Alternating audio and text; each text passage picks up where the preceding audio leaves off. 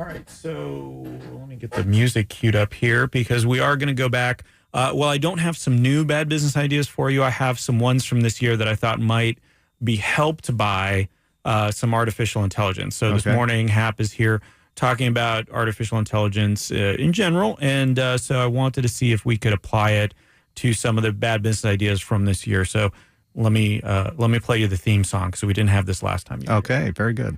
Bad business ideas. It's time to pick just one. It's gonna be totally legal. We hope it won't hurt anyone. So come on, have some fun. Yes, bad business ideas. Very good. And the theme song gives you all the information you need. Everything you need to know. We're hoping it's legal. We hope it doesn't hurt anyone. Right. Yeah, but it's fine if it does. So one of the ideas that we came up with this year, I came up with this year and had some people help me with, was a program, something that could analyze your friend group and sort of determine who was the right grouping of friends to go with you to a certain event. So from an artificial intelligence, it's called Squads and Ends. Right. And so from an artificial intelligence standpoint, it would need, again, I think maybe this is is it AI or is it algorithm? So take a look at your friends, maybe look at their social media footprint and see who might be a good, match for you as far as an event goes. Well, yes, and you will need AI, not an algorithm, because in this application, I think a little bit of lying will be helpful, because not only will the AI help you pick your friends, it will also come up with the lie as to why you didn't select certain other friends, like maybe you were, I like that. It manages your social calendar so you don't have to remember your own lies. So everything you do is through the lens of being an introvert, is what I'm hearing in terms of this idea.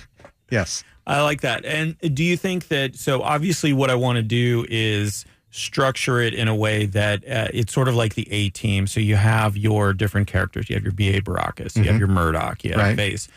So the AI would be able to handle that, you feel? I think so. And in fact, if one of the AI's personalities, or at least voices, is your own, you could probably even have someone on the phone talking to somebody, pretending it's you while you're out having a party.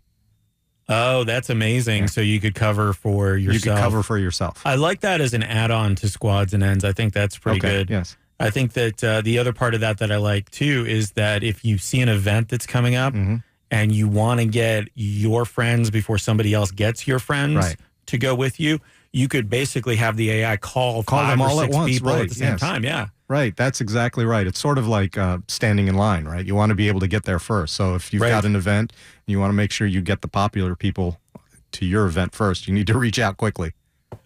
All right. I'm loving everything about this. All right, let's move on to the next one. It was called Smokescreen. So the idea here is that you have a social media footprint, and some of the things you've done, maybe you're looking for a job, let's say. Some of the things that you've done are going to be more relevant than others. Some of the things that you've said might knock you down a peg or two. So there's this idea that, don't say anything on social media that you'll ever regret, because it, in many ways it becomes permanent, even if you go back and delete it at some point. But what about when, let's say you're looking for somebody to hire and you're, say, a cat person, and you're looking at my feed, and I have Smokescreen set up so that it goes and views you first, and then it's adjusting content on my feeds accordingly. So all of a sudden I have some funny cat videos, and I have how much I love cats on there and things of that nature. And it's maybe covering up those posts that I made about cats that were maybe derogatory on some level or something along those lines. What about that? Is that algorithm or is that AI? That's probably algorithm, and there's a danger to that, because wait. We established that we're probably not going to hurt anyone. Right. Well, so how much of a danger are we talking about? Well, imagine if two Smokescreen algorithms got in touch with each other, and then you had this feedback loop going on. Oh, where they kept that would be amazing. Adjusting their content for each other, and then what would that final... you'd probably just get like plain vanilla ice cream or something. Oh, we'd break the internet. Yeah, I don't know. Something would happen. So then you would have to apply an AI piece in there to actually know when it was in a loop so it could break itself out. I love that the dangerous part for you is sort of the programming part, and it's not the fact that we're covering up things and making people look different than they actually are. Oh, well, that's just a given. I mean, that's the whole point of the business idea. That is great. That is great. Okay, so how about, so there's two-step authentication, right? Which is getting a little more secure, but still not as secure as it could be. So what I thought about is we're using a lot of devices that are basically tracking our movements right now. I got a smartwatch on. Maybe I'm also wearing a Fitbit in some cases. I've got my phone in my pocket. Keys can get stolen.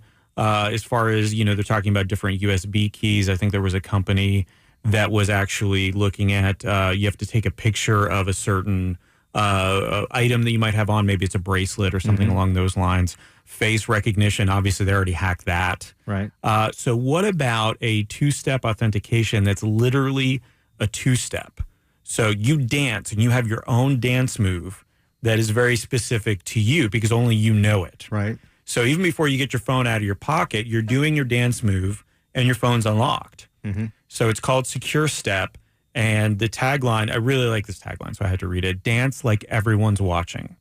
That's good. So I don't know that this is, I think it's an algorithm, or maybe it's not even. It's basically just tracking movement and making sure that the movement tracks. So that's not really an AI or an algorithm. I just wanted to see what you thought about that. Well, you could turn it into an AI if you attach mood with it. And, if you're feeling a little blue and you have a slower two-step type dance, or maybe if you're feeling sort of a little romantic with your AI and, just a slow song comes on and you're dancing with it. I don't know, a little jazzy sometimes. So maybe. I like that because now you're actually dancing with your AI and having that sort of relationship.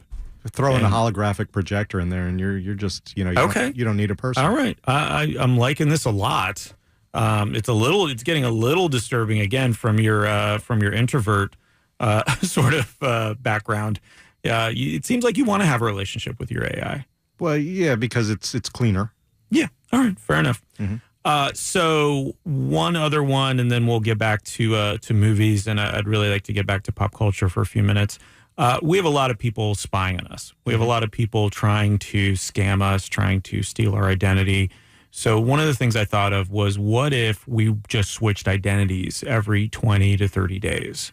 And so could an algorithm, basically, if we all subscribe to the same thing, could an algorithm or an AI go ahead and switch everybody around every once in a while, almost like we're changing seats on a bus, essentially, and keep everybody's identity safe by becoming other people? I see a lot of opportunity again for mischief there, because if you assume the identity, surprise, assume the identity of another person, would you be able to be more?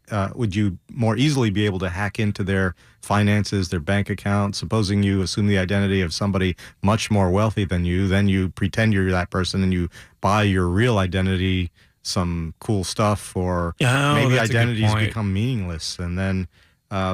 It's like those old Twilight Zone episodes where you had 5 basic body styles you could pick and you would be one of them. And maybe that's how you obscure your identity. Everybody has the same identity. Oh, that's an even better. Okay. Yeah. Right. Yeah. All right. Well, let's do that then. Okay. All right. We'll get to work on that. Everybody has one identity and his name is Earl.